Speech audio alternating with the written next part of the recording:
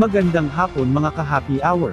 Narito ang mga balita para sa MBC TV Network News Update 3 PM edition. PBBM no comment muna hinggil sa pagpapauwi sa Pilipinas kay Mary Jane Veloso.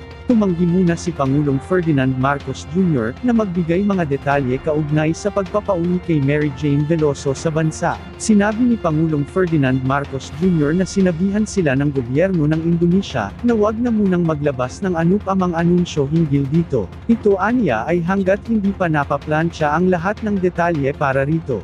Ayon sa presidente, irirespeto nila ang hiling na ito ng gobyerno ng Indonesia. Una nang inilabas ng Indonesian government na wala silang kondisyong ipatutupad at gusto na ring mapauwi si Veloso bago magpasko. Sa panig naman ng gobyerno ng Pilipinas, una na ring sinabi ng Department of Foreign Affairs na hayaan na muna silang magtrabaho.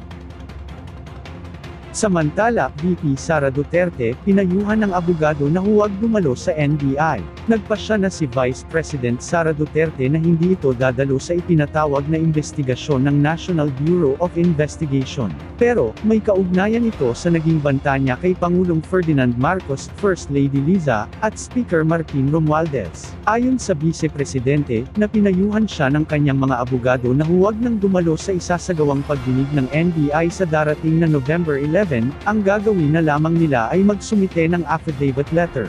Bukod pa dito, ay nasabay ang nasabing araw sa pagsasagawa nila ng Thanksgiving activities. Matapos nito ay lilipad siya sa Davao City para dumalo sa libing ng yumaong pinili niya. Una na ring sinabi ni NBI Director Jaime Santiago na kanilang itutuloy ang investigasyon kahit na hindi dumalo ang Vice Presidente. At yan ang mga balita para sa MBC TV Network News Update 3 PM edition. Abangan ang mga susunod na balitaan mamaya para sa 4 PM edition.